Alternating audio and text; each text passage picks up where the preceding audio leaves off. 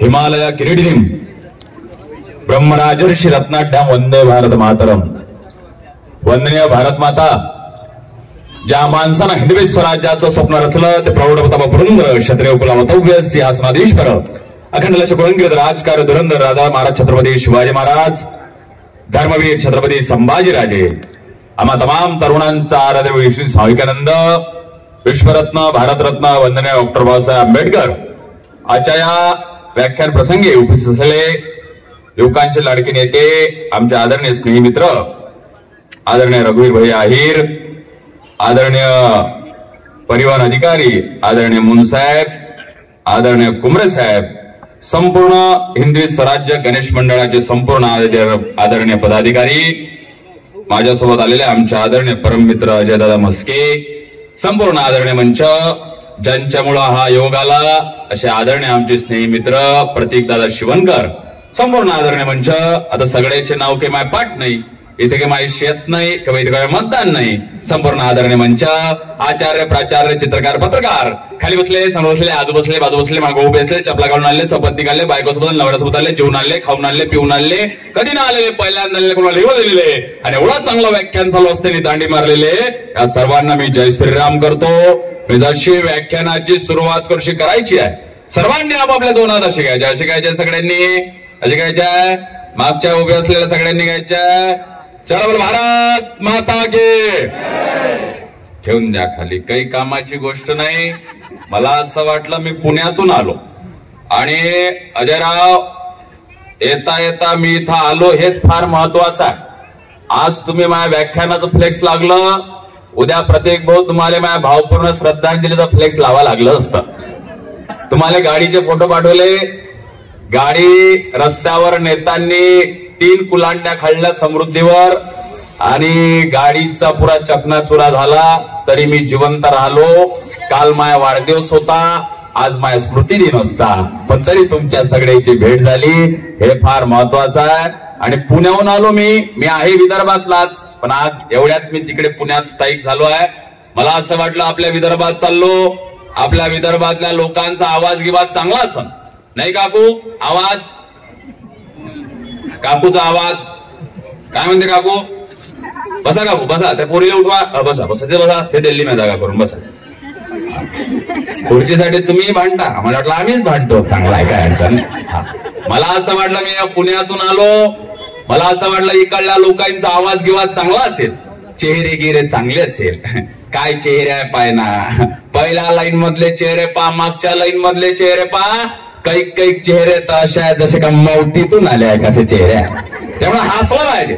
आणि जो माणूस मोठमोठ्यानं जोरजोरानं हसते तोच खुल्या मनाचा माणूस असते, आणि जो गालातल्या गालात हसते तो 1 नंबरचा मुख्य असते, त्यामुळे हसायचा आनंद साजरा करायचा। आणि तुम्ही सगळे उभा आहे, ओ अध्यक्ष महोदय तुम्ही सगळे उभे आहे, पाय माय दुखून राहिले, देवानं उभं राहण्यासाठी पाय दिले तर बसण्यासाठी काहीतरी दिलाय, त्याचा उपयोग घेतला पाहिजे। चपलावर बसा नाही तर माया स्कार्फवर बसा, कसा हे बसा, याच्यावर बसा, नाही बसा, अरे घ्या घ्या, माया मन लय मोठा आहे, बसा बस भाऊ बस, ए मा सोन्या बस, मा सोन्या बस, जाताना ती पप्पीच घेतो बस, ए बस रे, ए सोन्या पिंट्या कोणाचा आहे बस, महिला मंडळ काय बसा की इकडे बसा बसा बसा ताई बसा, एखादी सतरंजी टाका ना बे, मंडळ लय गरीब आहे का आपलं, लय पैसे आपल्याकडे, टाक सतरंजी टाक इकडे, इकडे एक टाक, इकडे एक टाक, ए सोन्या ए बस ना, बस बस बस बसणार रे भाऊ, तुला मुळव्यात आहे काय? ए भाऊ मुळव्यात नाही, बस बस मग बस बस बस बोलना पड़ेगा, अगर इस देश पर रहना होगा तो भारत माता की जय बोलना पड़ेगा दादा, कारण की भारत हा एकमेव असा देश आहे जो इथल्या लोकांवर तर प्रेम करतो, पण पाकिस्तानला दिवाळीला मिठाई देणारा देश आहे दादा। भारत माता की जय म्हटलं पाहिजे, आणि आपण भारत माता की जय म्हणतो, पाकिस्तान सुलता, लंडन मावशी म्हणत नाही, त्यामुळे भारत माता की जय म्हटलं पाहिजे।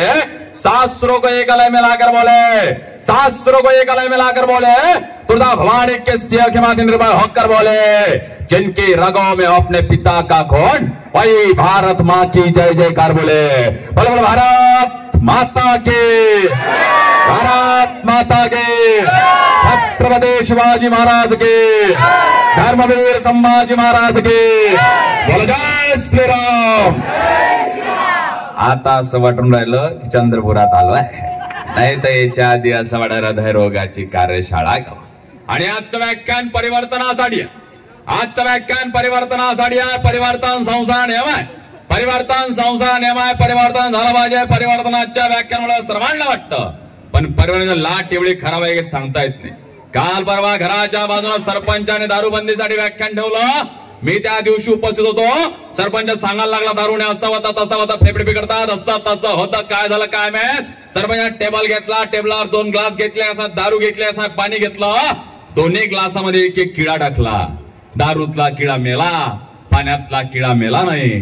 तेव्हाच आपल्यासारख्या बसलेल्या श्रोत्यांपैकी कुठला आणि म्हणाला, सरपंच साहेब दारू पिल्याने पोटातले किडे मरतात म्हणून आम्ही दारू पितो. तर मला सांगा, मी 1 तास 1.5 तास किती बोंबललो. मी पेमेच्या देठापासून मी इथं मेलोय, पण तुमच्या मध्येच जर परिवारातून आलं नाही तर कसं करणार. मी जे बोलतो ते कानापर्यंत गेला पाहिजे, कानापासून हृदयापर्यंत गेला पाहिजे. काल परवा त्या फॉरेस्ट ऑफिसच्या कार्यक्रमाला गेलो. तिथे सांगितलं, वृक्षवल्ली आम्हा सोयर वनचेरे, झाडे लावा झाडे जगवा. 7 दिवसांत मला फोन आला. काय म्हणे सोपान भाऊ, म्हणून तुम्ही झाडे लावा झाडे जगवाले सांगितले म्हणे. म्या घरी पोलीस आले म्हणे. मी म्हटलं त्या झाड काय लावलं तर गांजाचं झाड लावलं म्हणे दादा. त्याच्यामुळं असा विषय झाला पाहिजे. का गो देवानं सुंदर चांगलं शरीर दिलं, ना कुठे चरचर केलं, फेऱ्या लावले, पॉइंट्स लावायचं काम ठेवलं नाही. देवानं असं म्हटलं का तुला चांगलं नाक देतो, 50 रुपये डोनेशन दे. अजिबात नाही दादा. देवानुग्रह हे तुका मनुष्यत्व मुमुक्षत्व महापुरुषंसारा. पद्मपुराणामध्ये वर्णन आहे. पुनर्वित्तम पुनर्वित्रम पुनर्भार्य पुनर्मयी यातत् पुनर्लभ्यम न शर्र पुनः पुनः. पुनर्वित्तम लोक काय केवढा पैसा आहे की देवा समजत नाही. जो धनवान असेल तो कुलवान गुणवान आणि शीलवान असला असा अजिबात होत नाही. काल परवा रघुवीर भैया मी अयोध्येला गेलो. भगवंताचं दर्शन घेतलं, 5 स्टार हॉटेलमध्ये राहिलो. 5 स्टार हॉटेलमध्ये राहिलो याचा अर्थ मी धनवान आहे. ज्या 5 स्टार हॉटेलमध्ये राहतो तिथं बाथरूम असते. त्या बाथरूम मध्ये 4-5 रंगाचे shampoo, conditioner, skin care, health care असते. 3 दिवस त्या हॉटेलमध्ये राहिलो. 3ऱ्या दिवशी जेव्हा हॉटेल सोडत होतो तेव्हा माझा मित्र अनिकेत घुले म्हणत होता, सोपान दादा 3 दिवस जे डोक्याला लावायचं होतं म्हणे ते तुम्ही अंगाले लावत होते म्हणे दादा. धनवान जरूर होतो पण गुणवान नव्हतो दादा. आता या गणेशोत्सवातल्या तरुणाईनं त्याचाच कार्यक्रम घेतला. त्याचा यायच्या मनात आणलं असतं हे तिचाही कार्यक्रम घेऊ शकले असते. तिचा सबसे कातील हे तुम्हाला बरं माहित आहे. याच्या मनात आणलं असतं हे तिचाही कार्यक्रम घेऊ शकले असते. पण आपल्या गावातील तरुणाई धनवान आहे, कुलवान आहे, गुणवान आहे, शिलवान आहे. त्याच्यामुळं व्याख्यानाच्या रूपानं गणेशोत्सव साजरा होतो दादा. या आमच्या संपूर्ण तरुणाईसाठी जोरदार टाळ्या झाल्या पाहिजे. समाजाचं लागतं. पुनर्मित्रम मित्र गोटपर्यंत आहे तुमचे. जोपर्यंत तुमच्या खिशात पैसा आहे तोपर्यंत आपल्या आयुष्यात मित्र कसा असला पाहिजे, आपल्या आयुष्यात मैत्रीण कशी असली पाहिजे. जो मित्र मैत्रीण व्हॉट्सअप, फेसबुक, इंस्टाग्राम वर स्टोरी टाकते तो तुमचा मित्र नसला पाहिजे. ज्या मित्राले आपली अख्खीच्या अख्खी स्टोरी माहित असते तुमचा मित्र असला पाहिजे दादा. आणि प्रत्येकाच्या आयुष्यात एक तरी दलिंदर मित्र असला पाहिजे. त्या दलिंदर मित्रानं आपण किती टेन्शन मध्ये असो त्या दलिंदर मित्रानं म्हटलं पाहिजे, चालले का लोट नको घेऊ, चहा प्याले जो म्हणणार आयुष्यात एक तरी दलिंदर मित्र असला पाहिजे. तुमचा मित्र तुम्हाला दारू पाजणार नसला पाहिजे. तुमचा मित्र तुमची आर्थिक प्रगती कशी होईल हे बोलणारा मित्र असला पाहिजे. तुमचा मित्र पोरीच्या गोष्टी करणं नसला पाहिजे. तुमचा मित्र तुमची आर्थिक प्रगती कशी होईल हे बोलणारा मित्र असला पाहिजे. तुमची संगत कोणासोबत आहे हे फार महत्वाचं आहे. तुम्ही राजाची संगत करा. राजा एक दिवस तुम्हाला नौकर बोलल्याशिवाय राहणार नाही. तुम्ही चोराची संगत करा, चोर एक दिवस तुम्हाला जैलात नेल्याशिवाय राहणार नाही. तुम्ही दारुड्याची संगत करा, एक दिवस दारू पाजल्याशिवाय राहणार नाही. तुम्ही गणपती बाप्पाची संगत करा, हो एक दिवस जीवनाचं साध्य झाल्याशिवाय राहणार होता. तुमची संगत कोणासोबत आहे हे फार महत्वाचा. पुनर्मित्रम पुनर्मित्रम पुनर् भार्या. भार्या म्हणजे काय होते? बायको. हो तुमचं सांगत असं ना आता, केडीचं पान टूर टूर फाटे, हे गेले व्याख्यानाले मले हुर हुर वाटे. यावेळेस तर जरा नवीन निघाला. हो येऊल्या येऊल्या सस्याचे येऊले येऊले पाय, आमचे हे दिसत नाही भाजपात गेले की काय. हा नवीन निघाला. आपला कीर्तनकार वक्त्याचा कोणता पक्ष नसते. कीर्तनकार वक्त्यानं नारदाच्या गादीवर कोण्या पक्षाचा नेत्याचा प्रचार केला नाही पाहिजे. तसेच तर आता कीर्तनकाराचे खराब दिवस सुरू आहे. कीर्तनकार वक्त्याचा कोणता पक्ष? हरिनामावर लक्ष, हाच कीर्तनकार वक्त्याचा पक्ष असला पाहिजे. ज्या पंजात घड्याळ आहे, ज्या पंजात घड्याळ आहे त्या हातात कमळाचं पुष्प घेणे आहे, त्या विठ्ठलाच्या चरणावर सोडणे आहे. या लोकांवर वक्तृत्वे धनुष्यबाण चालवणे आहे.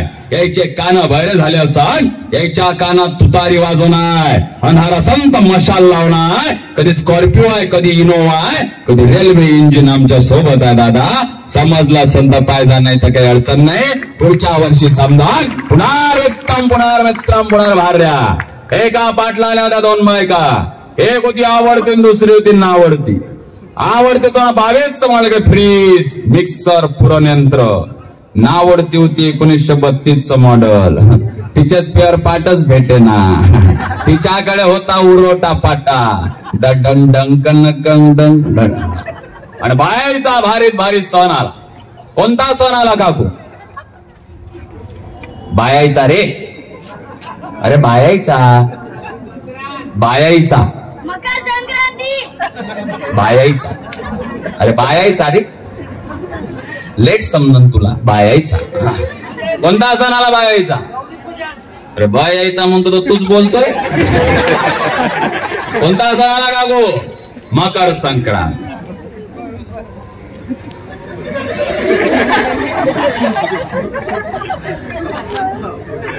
महिला नजर तेज आहे बर.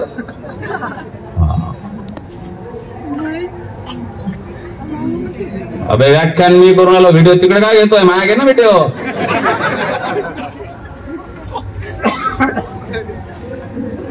हा ट्रेन ना 1 तास तेवढाच एनर्जी असेल तेवढी, आता काय अडचण. बायाचा भारीत भारी सण आला मकर संक्रांत. या वर्षी तर सगळ्या सुनाईनं सासवाईचे पाय धुतले म्हणते.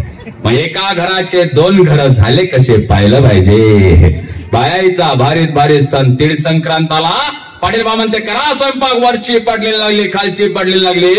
2 तास झाले. पाटील बा म्हणते झालाच नाही का स्वयंपाक? वरची पाटली म्हणते स्वयंपाक झाला. पाटील बा 2 पायऱ्या का वर चढत नाही. खालच्या पाटलीने वाटलं गिराईक चाललं वाटते. खालच्या पाटलीनं बुवाचे दोन्ही पाय पकडले. वरच्या पाटलीने वाटलं गिराईक खाली चालला वाटते. वरच्या पाटलीनं बुवाची शेंडी पकडली. थोड्या वेळानं पाहिजे तर काय खाली खालची पाटली, मधात पाटील बा, वरून वरची पाटली. 2 मिनिटांना एक बुटी जाते. पाटील बा तुम्हाला 95 समजते, सांगना तीळ संक्रांत काय चार आहे? पाटील बा मध्ये दिसत नाही काय काय चावर आहे तर पुनर्मित्रम पुनर्मित्रम पुनर्भार्या पुनर्मये यात पुनर्लभ्यम न शरीर पुन्हा. देवानं सुंदर चांगलं शरीर दिला ना, गुळात चरचर केला, फेऱ्यान लावले, पॉइंट्स लावायचं काम ठेवलं नाही. या जगतामध्ये आल्यावर तुम्ही काय केलं दादा? तुम्ही जगता हे फार महत्वाचं नाही आहे. तुम्ही ते किती दिवस कसे जगता हे फार महत्वाचं आहे. तुमच्याकडे पैसा हे फार महत्वाचं नाही आहे. तुमचा पैसा कोणत्या मार्गाने आला हे फार महत्वाचं आहे. तुम्हाला लेकरं किती आहे हे फार महत्वाचे नाही आहे. तुमचे लेकरं किती न्यायनीती आचरणात चालतात हे फार महत्वाचं आहे. तुम्ही किती लोकांना जीव घालता हे फार महत्वाचं नाही आहे. तुम्ही त्या लोकांना कसं जीव घालता हे फार महत्वाचं आहे. आजपर्यंत व्याख्यान ऐकता हे फार महत्वाचं नाही आहे. त्या व्याख्यानातून किती घरी घेऊन जाता हे फार महत्वाचं आहे. आजपर्यंत व्याख्यान करता हे फार महत्वाचं नाही आहे. त्या व्याख्यानातून किती परिवर्तन होते हे फार महत्वाचं आहे. म्हणजे कुटुंबासाठी कमावता, घरच्यांसाठी कमावता, हेच घरवाले हेच कुटुंबवाले जेव्हा तुमचा मरणाचा प्रसंग येतो तेव्हा हे म्हणतात की आता हा कमावणारा मेला पाहिजे, तर तुम्ही देवासाठी, देशासाठी आणि धर्मासाठी जगावं, त्या समाजाला वाटेल की तेव्हा तुम्ही जगलं पाहिजे. पण आमचं जगणं, आमच्या सुखाची परिभाषा काय? काको, तुमच्या घरची लाईन गेल्यावर तुम्ही काय करता? काय करता? सगळ्यात पहिले घराच्या बाहेर निघताना पाहता बाजूच्याची गेली आहे काय. त्याच्या घरची का लाईन गेली असन तर आत्मा फार सुख घेऊन जा. त्याच्या घरची का लाईन असन तर आमदाराला फोन कर, खासदाराला फोन केल्याशिवाय राहत. आम्ही पुरुष वर्ग दाढी कटिंग करायसाठी जातो, तिकडून आल्यावर आंघोळ करतो ना. तुम्ही कधी ऐकलं का महिला मंडळ ब्युटी पार्लरला गेलं तिकडून आल्यावर आंघोळी केली? अजिबात नाही. आमचं सुख कशात आहे? देशात. आमच्या तरुणाईचं सुख काय आहे? चांगला मोबाईल, चांगली फोर व्हीलर, सोनं नाणं, चांगली गर्लफ्रेंड, चांगली बायको, हे आमच्या सुखाची परिभाषा आहे. आमच्या सुखाची परिभाषा नसते. आमच्या तरुणांनी मोबाईल कोणता घेतला पाहिजे? ज्या मोबाईलची किंमत महिन्याच्या पगारापेक्षा जास्त नसेल तोच मोबाईल घेतला पाहिजे. फोर व्हीलर कोणती घेतली पाहिजे? ज्या फोर व्हीलरची किंमत वार्षिक उत्पन्नापेक्षा जास्त नसेल तेच फोर व्हीलर घेतली पाहिजे. नको असलेलं घेण्याची सवय लागली की हवं असलेलं विकण्याची पाळी येते दादा. ती आमची सुखाची परिभाषा असली पाहिजे. आमचं सुख दुसऱ्याच्या सुखात असलं पाहिजे. आम्ही दुसऱ्याचं शुभचिंतक असलं पाहिजे. आमच्यासाठी कोणीतरी शुभचिंतक असलं पाहिजे. पण आपण त्याच शुभचिंतक नसतो, त्याच शुभ चालू आहे म्हणून आपण चिंतित असतो. हाही शुभचिंतक असतो. सुखाची परिभाषा कुठं आहे? आहे अवघाची संसार सुखाचा किरण आनंद बहिण. तिन्ही लोक सुख कुठं मागतात? आता विश्वात्मक देवे वाक्य न तो शावे, तो शोनी मज द्यावे बसायला. देणं लागतं, समाजाचं देणं लागतं, मातृभूमीचं देणं लागतं, माय बापाचं देणं लागतं, गावाचं देणं लागतं. पण देतो का आम्ही? नाही. आमचे पोरं वर्गणी मागासाठी जाते. बिल्डिंग 5 मजली, हातात सोनं नाणं अंगठ्या. त्याला म्हटलं सांगा ना लिहाना. वा वा, चांगला कार्यक्रम घेता, सोपान कनेरकरला बोलावता, एकदम मस्त.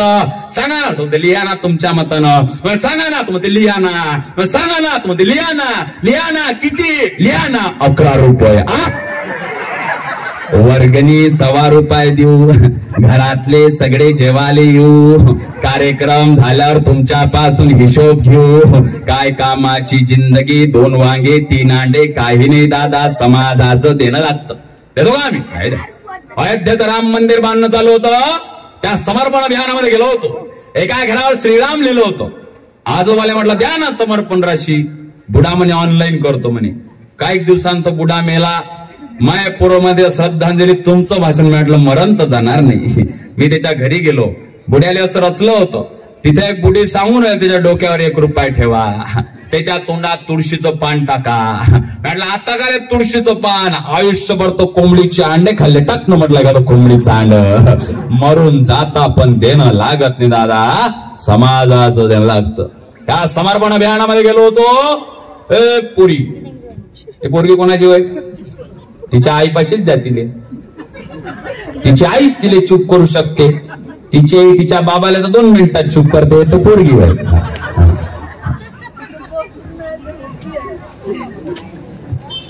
तिले देऊन ना तिच्या आईपाशी, नाही तर छत्रीत द्या तिले. हा, त्या समर्पण अभियानामध्ये गेलो होतो. ज्या घरी आम्ही गेलो त्या घरी 18 विश्व दारिद्र्य होतं. संध्याकाळी खायची सोय नव्हती. पण त्या आजी काय म्हणाली, हे सोपान, हे 10 रुपये घे. म्हटलं नाही आई, तुझ्या घरी जर तू 1 ग्लास पाणी जरी पाजलं ना ते आमच्यासाठी भरपूर आहे. ते म्हणले नाही सोपान, हे 10 रुपये घे. मी 10 रुपये त्या आजीच्या नावाने लिहिले. मी 10 रुपये त्या आजीच्या नावाने लिहिले. दादा पावती आजीबाशी दिली. आजी 2 मिनिटांना मला पुन्हा थांब म्हणते. म्हटलं काय आजी, हे 10 रुपये आणखी घे. म्हटलं कोणाच्या नावानं लिहू? माझ्या मुलाच्या नावानं लिही. मी मुलाच्या नावानं दादा 2 राशा लिहिल्या. 2 पावत्या आजीकडे दिल्या. घरातून निघता निघता आजीला सहज विचारलं, आई तुझा मुलगा काय करतोय ग? आजीनं दादा कोपऱ्यात पडलेला मृत वैकुंठवासी स्वतःच्या मुलाचा फोटो दाखवला. स्वतःच्या मुलाच्या नावानं अयोध्येच्या रामासाठी दादा समर्पण दिलं. हो दादा, तुमच्या घरी संपत्ती नव्हती पण औदार्य आणि श्रीमंती होती. तुमच्या गावात जर तुमच्या कॉलनीत जर गणेशोत्सव होताय, आपले पोरं जर अशा व्याख्यानाच्या माध्यमातून समाज उभे कार्यक्रमातून जरा पुढाकार घेतोय तर आमच्या पोराच्या पाठीशी तनानं मनानं आणि धनानं त्याच्या पाठीशी राहिलं पाहिजे. हो हेच राष्ट्रधर्माचं काम आहे. केलं पाहिजे. पुनर्वित्तम पुनर्वित्तम पुनर्हार्याप्रमाणे यातात पुनर्लभ्यम न शर्व पुन्हा. शरीर कोणासाठी? आजचा कार्यक्रमात तरुणांनी घेतलाय. बोलणारा मी तरुण आहे. तरुण बोलणारा मी तरुण, ऐकणारे तुम्ही बी तरुण, सगळे बहुतांश तरुण आहे. तुम्ही सगळे बसलेले पण तरुण आहे. आजी तुम्ही पण तरुण. हा काय तरुण? काय तरुणाची व्याख्या? जो आरशात पाहते तो तरुण की ज्या तरुणाला रात्री लागते धरून तोच खरा तरुण. आमचं तारुण्य केव्हा येतो? शिवजयंती आल्यावर आमचं तारुण्य येतं. गणपती बसल्यावर आमचं तारुण्य येतं. आमच्या घरी 10 दिवस गणपती काय बसवते? आरती एकाचे पाठ नाही. सुख करता तुका हरता कुठं गेलता कुठं आलता जाताना त्याला काय दम देते. गणपती बाप्पा मोरया. पुढच्या वर्षी लवकर या. गणपती बाप्पा म्हणते मी तर येईनच पुढच्या वर्षी. तू काही लोळाच नको घेऊ. तो असाच पेत्र आहे. तू तर नाही राहणार. मी तर येईनच भाऊ. कोणतं तारुण. या वर्षी गणपती मंडळीने आरत्या केल्या. आरत्या हो वाटपाय सजना संकष्टी पावावे. अबे झाकण झुल्या. वाटपाय सजना नसते बे. वाटपाय सदना असते. संकष्टी पावे नसते. संकटी पावे असते. ज्या ज्या गणपती मंडळाने या वर्षी आरत्या चुकवल्या या गणपती मंडळीले 1 तास टाइम लावून पोत्यात टाकून हाणलं पाहिजे. दादा आपला गणेशोत्सव आपल्याला कळला पाहिजे. आमचं तारुण्य काय आहे? आमचा आदर्श कोण आहे? याने मालचा पण आमचा आदर्श आहे. बापा समोर सिगरेट घेऊन फिरणारा, बापा समोर दारूचा ग्लास घेऊन फिरणारा याने मालचा पण आमचा आदर्श आहे. डोक्यावर दारूचा ग्लास घेऊन असणारा बॉबी देवल आमचा आदर्श आहे. 382 संबंध सर संजय दत्त आमचा आदर्श आहे. व शत्रूच्या सैन्यांच्या 10,000 बायांचं रक्षण करणारे संभाजीराजे आम्हाला व्याख्यानात सांगावं लागतं. सर्वात मोठे शोकांतिका. आपला आदर्श कोण असला पाहिजे? नावात ताकद. नावात काय? नावात ताकद आहे. त्या सदाच्या जीवाचा साजे. सदाच्या जीवाचा साजे. हात तुटला तरी खिळा बाजे. तुळजार सैन्यावर एकता तृणात तानाजी. वाघाच्या दबल्यात घालून हात बुजतात त्यांचं नाव संभाजी. एका झटक्यात सय्यद बंडाचा हात छातुना जीवाजी. या सर्वांचं एकत्रित करून स्वराज्य निर्माण करतात. त्यांचं नाव छत्रपती शिवाजी राजा. शिवरायाच्या नावात ताकद आहे. टाळ्या वाजवा. जोरानं वाजवा. वाजवा. मागचे वाजवा.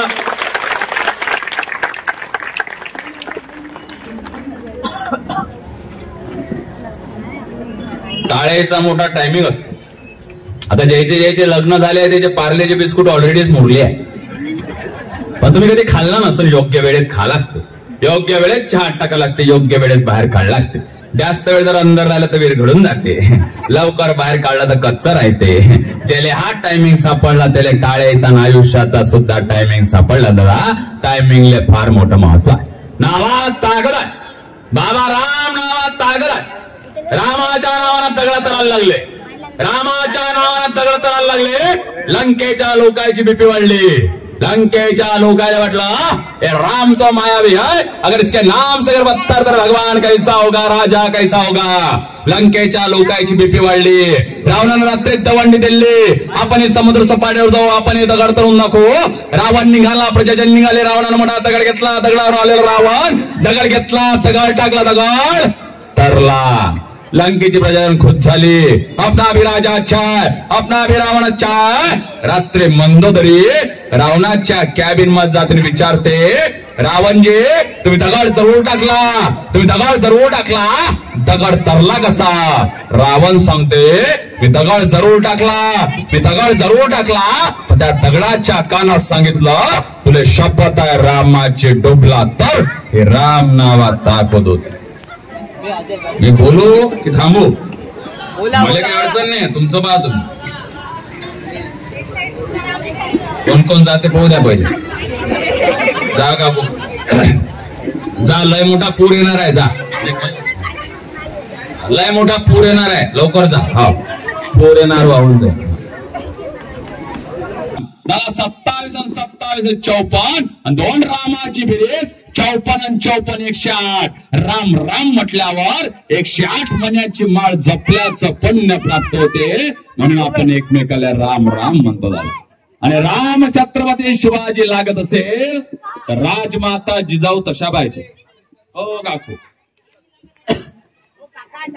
मी तुमच्यावर महिला मंडळ जास्त बोलत नाही. 60 महिन्याआधी बोलायचं. मला माहित पडलं की प्रत्येकाच्या घरात मुख्यमंत्र्याची बहीण आहे म्हणून रिस्क कोण घ्या, बरोबर. आणि काल परवा ते मुख्यमंत्र्याचं भाषण ऐकत होतो. मुख्यमंत्री म्हणत होते लाडक्या बहिणींमुळे आम्ही तरलो म्हणे. या बायका नवऱ्याच्या खिशातले पैसे काढता काढता, नवऱ्याच्या फोन पे मधले पैसे काढता काढता, नवऱ्याच्या पाकिटातले पैसे काढता काढता, नवऱ्याच्या कधी झाल्याने या भाजपवाल्याच्या झाल्याच कशा मला समजत नाही. पण मुळात स्त्री असणं हेच फार सुंदर असतं. मुळात स्त्री असणं हेच फार सुंदर असतं. त्यातल्या त्यात वासनेचा निखळ यंत्रणा होता. माणूस म्हणून जगत असेल ना दादा, ते खरं सौंदर्य असतं. गुलाब में काटेगा, गुलाब में काटेगा, प्यार में चाटेगा, व्यापार में घाटे का महत्व होता है. गुलाब में काटेगा, प्यार में चाटेगा, व्यापार में घाटे का महत्व होता है. गणित में जीरो का, गणित में जीरो का, फिल्मों में हीरो का, जब में हीरो का बड़ा महत्व होता है. यारों में यारी का, यारों में यारी का, पंढरपुर में वारी का और भारत में नारी का बड़ा महत्व होता है. यात्र नारेस्त भजन्ते. मेरे भाई बहनों, चलो भारत माता की. काकू जय म्हणाले काहीच नाही वाटत. देशाच्या राष्ट्रपती प्रतिभाताई पाटील चायना, अमेरिका, जपानला गेल्या, पण काकू त्याच्या डोक्यावरचा पदर कधी पडला नाही. पण आजकालच्या आमच्या माता भगिनी, नाही तुम्ही नका घेऊ, मी इच्छा बाईची गोष्ट सांगत नाही, आम्ही तिकडलं विदर्भातलं सांगणार. आपली आई जरी किती सावळे असले, आपल्या आईच्या स्तनातला जो सावळा नाही. आपले भारतीय संस्कृती अजमावला किती कठीण असली ना, ती आपली संस्कृती आहे जपली पाहिजे. पाश्चात्य संस्कृती द्राक्ष सारखी आहे, भारतीय संस्कृती रुद्राक्ष सारखी आहे. द्राक्ष सडून जातात पण रुद्राक्ष कधी सडत नाही. आपली संस्कृती वाचली पाहिजे. हा लाज वाटते. या माता बहिणी म्हणलं कपाळाला कुंकू लावा, आमची पोरगी म्हणते मॉडर्न आहे म्हणते. आम लिपस्टिक लावायला लाज वाटत नाही, पण कपाळाला कुंकू लावायची लाज वाटते. ज्या बाईला कपाळाला कुंकू लावायची लाज वाटते, ज्या पोरीला कपाळाला टिकडी लावायची लाज वाटते, ज्या पोराले कपाळाला टिळा लावायची लाज वाटते, ज्याला ज्याला घराच्या बाहेर निघाल्या जय श्रीराम मनाची लाज वाटत असेल ना, अशाईनं स्वतःचा डीएनए चेक केला पाहिजे. तुम्ही कोणाचे एकदा पाहिलंच पाहिजे. स्वतःची संस्कृती आणि स्वतःचा धर्म जोपासला पाहिजे. धर्म म्हणजे हिंदू मुस्लिम शीख ईसाई धर्म होत नाही. धर्म म्हणजे न्याय, नीती, आचरण आणि सत्य म्हणजे धर्म होते. आणि फार मोठे शोकांतिका आहे. स्वतःचा धर्म वाढावा कसा, ख्रिश्चन लोकांकडून शिकलं पाहिजे. स्वतःचा धर्म किती असावा, हे मुस्लिम लोकांकडून शिकलं पाहिजे. आणि हिंदू म्हणून जन्म आल्यावर हिंदूच धर्मावर टीका करणे आमच्या हिंदूंकडून शिकायला सर्वात मोठे शोकांतिका आहे. स्वतःच्या धर्माची लाज वाटते आणि दुसऱ्याच्या स्वतःच्या जातीबद्दल फार स्वाभिमान वाटते. आणि कोणत्या जाती पाडतो, माडी धनगर बंजारी तेली मारी नावी मान नदुपत मोहर लोहर सोनार कसार कुंभार गुरा धनगर कवडे चलकुशल आवणी पाता चित्र रंगारी आणि ब्रह्मांड समाज वाटले गेला. आणि आमचं लग्न हे नाही आहे, आमचं लग्न शिकवतो बिजान लागतं मला मोठ चोदून ताण भूता सुखा दुःख जन्म आणि मृत्यू हे जगणं सोडतो, जातीच्या मांग लागतो. आजपासून याच्यानंतर परत कधी जर तुम्हाला कोणी जात विचारली, एका शब्दात सांगायचं मी हिंदू आहे दादा. एवढाच परिचय सर्वांना का असला पाहिजे. स्वतःचा धर्म महत्वाचा असला पाहिजे. तुम्हाला प्रॉब्लेम येते का नाही? ओला झाला तो बाहेरचा, हा मग हे दाखवून द्या. स्वतःचा धर्म महत्वाचा असला पाहिजे. काल परवा तो डिसेंबर महिना आला, त्या डिसेंबर महिन्यात स्वतःच्या मायबापानं स्वतःच्या लेकराला लाल लाल कपडे घातले, डोक्यावर उंदराची टोपी घातली आणि गेलो पोट्ट शाळेत. मेरी क्रिसमस, मेरी क्रिसमस. घरात एक फादर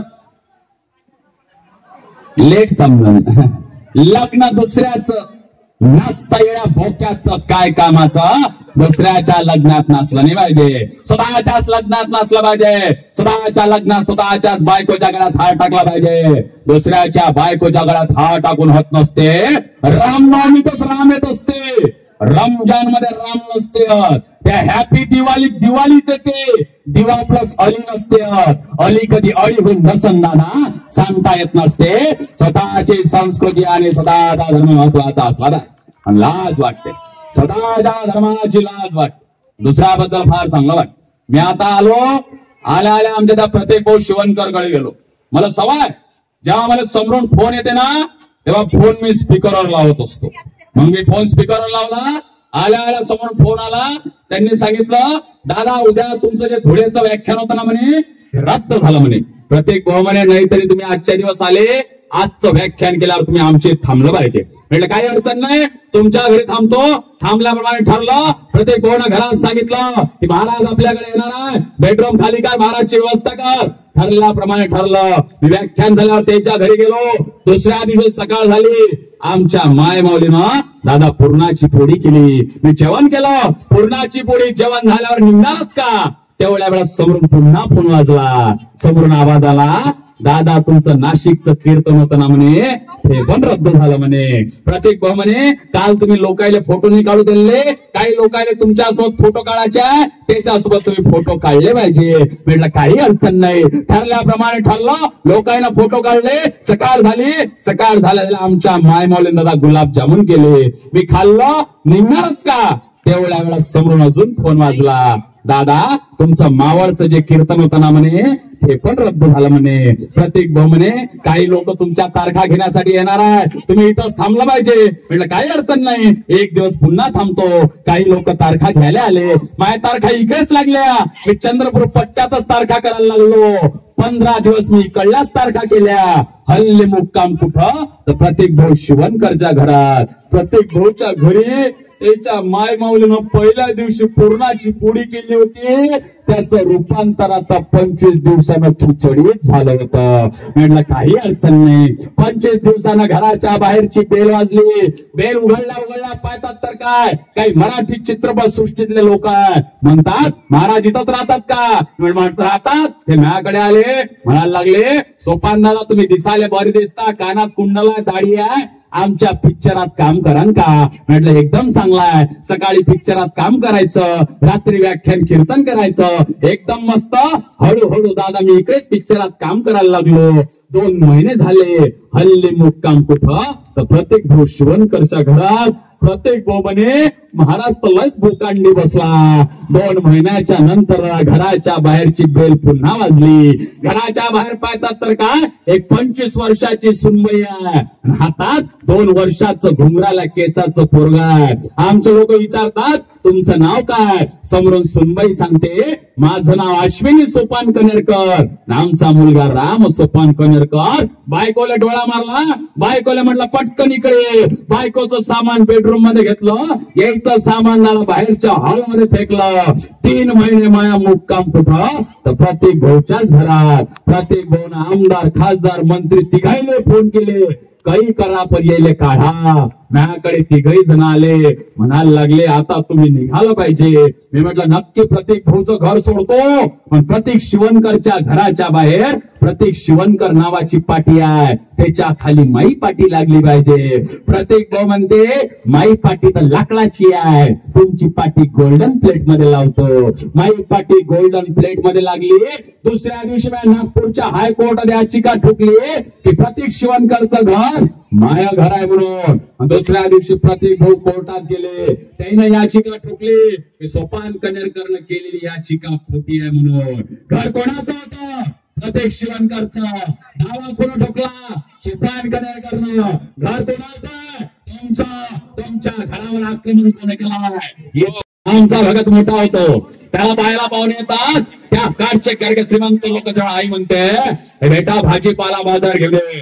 आमचा भगत त्या 50 रुपयाच्या नोटीकडे पाहताना म्हणतोय आज जर मी या नोटीचा भाजीपाला आणला, बाजार आणला, आलेल्या लोकांनी जर मला पसंत केलं, माझं अवघं आयुष्य एका बाईच्या सेवेसाठी जाईल. माझं अवघं आयुष्य एका बाईच्या सेवेसाठी नाही, तर मातृभूमी आईच्या सेवेसाठी भगत फरार होतो. या भगतला सांडरचा यांची हत्या होते. या भगतला जेलमध्ये डांबण्यात येतं. 18 दिवसानं भगतला फाशी आहे. शेवटची भेट म्हणून आई वडील भेटण्यासाठी जातात. एवढ्या मोठ्या लोकांमध्ये भगत दिसत नाही. त्याच्यामुळे आरोळी फोडते भगत होय. भगत होय म्हटल्यावर लेनिनचं चित्र चरित्र वाचणारा भगत त्या सलाखाबाशी येतो. आई ज्या क्षणी भगतला पाहते त्या क्षणी आक्सा बोक्सा राहायला लागते. तेव्हा तो भगत म्हणतो आई नको, आता माझ्यावर तुझा अधिकार नाही, देशातील कोट्यावधी लोकांचा अधिकार आहे. तेव्हा ती आई म्हणते बेटा मी याच्यासाठी रडत नाही की तो 18 दिवसाला मरणार आहे. मी याच्यासाठी रडत नाही की तो 18 दिवसाला मरणार आहे. मी याच्यासाठी रडते मी फक्त या देशाला एकच भगत देऊ शकली. त्याच्यासाठी ते माय माऊली रडायला लागते हो. आणि तेवढ्याच वेळात तो भगत म्हणतो आई बाबा माझ्यावर एकच कृपा करा. माझं शेवटचं जे प्रेत रेल्ला पांढऱ्या कपड्यामध्ये घातलेलं ते प्रेत घ्यायला आई बाबा तुम्ही येऊ नका. असं म्हटल्यावर 6 फुटाचा बाप कोणासमोर झुकणार बाप आजचा बसरा लागतो की शेवटच्या क्षणी आपल्या मुलाचं प्रेत सुद्धा हाताला लागू नये. बाप रडायला लागतो म्हणतो का बेटा तुझं प्रेत घ्यायला आम्ही काय नये. तेव्हा तो भगत म्हणतो आई बाबा तुम्ही असं द्या माझं पांढरं प्रेत हातात घेऊन. तेव्हा ते इंग्रज आणि ब्रिटिश म्हणे हे कोणती क्रांतिकारकाची आहे. मला या देशातील लोकांना सांगायचा, मला या इंग्रजांना ब्रिटिशांना सांगायचा, मला या देशातील नवतरुणांना सांगायचा. या देशातील नवतरुणांचं तारुण्य एखाद्या बाईच्या सेवेसाठी नसते, मातृभूमी आईच्या सेवेसाठी असते. दादा भगत दादा फाशीवर जातो. स्वतःच्या लग्नापेक्षा स्वतःच्या राष्ट्रधर्मावर निष्ठा होती. तो आमचा भगत होता. का गो निष्ठा गुणा महत्वाची आहे. त्या वाईच्या खुऱ्या प्रतापगडाच्या पाट्याचे भेटी जागा ठरला. अफजल खान समोर निघाला. हा मावळा इकडून पपई का पपई टाको पपई नेण्यात येते. अफजल खान म्हणतो लाव पपई. पपई देण्यात येते. अफजल खान पपई खायला लागतो. त्यावेळेला हा मावळा खिशातून तंबाखू काढतो, मळायला लागतो, झटका मारतो. तंबाखू अफजल खानाच्या नाकात जातो. अफजल खान छिंक मारतो. पपई अंगावर सांडते. त्यावेळेला हा मावळा अफजल खानाच्या अंगावर हात फिरतो. अफजल खान म्हणतो क्या झुटे निकाल निकाल. असं म्हटल्यावर हा मावळा सरळ राजांकडे जातो आणि राजांना म्हणतो राजा अफजल खानाला चिलखत घातला नाही. हा दुसरा तिसरा कोणी नसतो. आमचा मावळा बहीणची नाईक असतो. दादा ही स्वतःच्या राजाबद्दल निष्ठा आहे. तो आमचा मावळा आहे हो. निष्ठा कोणाला महत्वाची आहे. निष्ठा आणि धर्म ज्या माणसाविना पुढा आहे ते म्हणजे धर्मवीर छत्रपती संभाजीराजे. 15 फेब्रुवारी 1691 धर्मवीर छत्रपती संभाजीराजांना बांधून आणण्यात येत आहे. काय त्रास आहे माता भगिनी. ज्याप्रमाणे घरात टाकली सोलावी त्याप्रमाणे संभाजीराजांचं रोज एक शरीर सोलण्यात येत आहे. रोज एक हात सोलायचा. आणि काल जो हात सोलला होता त्या हातावर तिकटा मिठाचं पाणी टाकायचं. रोज एक नख बाहेर काढायचं. आणि काल जे नख बाहेर काढलं होतं त्या नखावर तिकटा मिठाची पेंडी बांधायची. अंगावर उकडतं तेल टाकायचं, उकडतं पाणी टाकायचं. शेवटच्या काळात दोन्ही कान कचकच कापल्या. दोन्ही पाय मागच्या माग मांडीतून कमरीतून तोडण्यात येत आहे. औरंगजेब शेवटची आज्ञा देतोय संभा की आंखें बाहेर निकालला. असं म्हटल्यावर ते लाल कोळस्यामध्ये लाल झालेला आसंड घेऊन तो हाशा त्या संभाजीराजांकडे वाटचाल करतोय. त्या संभाजीराजांचं लाल रक्ताने माखलेलं शरीर पण हाशा म्हणतोय सम्मा सम्मा क्यों मर रहा है. सम्मा क्यों मर रहा है. कुछ देर के लिए औरंगजेब का कहना मान ले सम्मा. संभा साखळीला कडी संभाजीराजांच्या जिम्म्यात टाकण्यात येतं. धार दिशा झटका मारून येतं. संभाजीराजांची 1.5 हातची बाहेर. माता भगिनी ज्याप्रमाणे घरात भेंडी कापतात त्याप्रमाणे संभाजीराजांच्या शरीराचे तुकडे मिलीमीटर मध्ये कट कट कट करण्यात येतं. हार विनावा त्याप्रमाणे वळू तुळापूरचे लोक संभाजीराजांचं शरीर शिवतात. वळू तुळापुरा संभाजीराजेंची समाधी बांधण्यात येते. आजही औरंगाबादला त्या औरंग्याची कबर जोर जोरानं उरटतंय. औरंगाबाद नाही, धर्मवीर छत्रपती संभाजीनगरच. हे अकबर बाबर औरंगजेब का हिंदुस्तान नहीं है, एक छत्रपती शिवाजीराजे गुरु गोविंद सिंह और महाराणा प्रताप का हिंदुस्तान है. तुम्ही जर म्हणाल तुम्ही 2 मिनिट बोलू का मलाही माहित पडलं पाहिजे ना.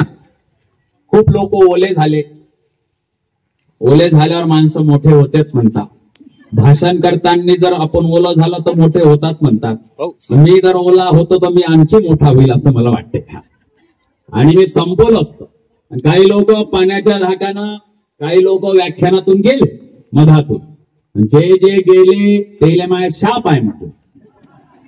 हे ज्या कार्यक्रमासाठी गेले असन तो कार्यक्रम त्याचा अयशस्वी हो झाल्याशिवाय. आणि मी संपवलं असतं. काल तिकडे राजगुरुनगर खेडला 12 वाजता व्याख्यान सुरू केलं. 1 वाजला मी संपवलं नाही, चिठ्ठी आली खिशात ठेवली. 1:30 वाजता पुन्हा चिठ्ठी आली, थे मी खिशात ठेवली. 2-2:30 वाजता समोरून एक माणूस लट घेऊन आला. त्याला म्हटलं बाबू मी संपवतोच ना. तो म्हणे तसं की काही नाही म्हणे, तुमचं चालू द्या म्हणे, तुम्हाला बोलावलं कोण त्याला शोधू द्या म्हणे. 2 मिनिटांना आमच्या पोराईची पाळी आवणे म्हणून तुमच्यातून निघतो. आपल्या सर्वांना जाताना शेवटचा मंत्र तुमच्यातून निघतो. आज घरी गेल्यावर जे झोपता तर सगळ्यात वर तर लिहायचं काय, मरा लागते. रात्री झोपताना वाचायचं काय, मरा लागते.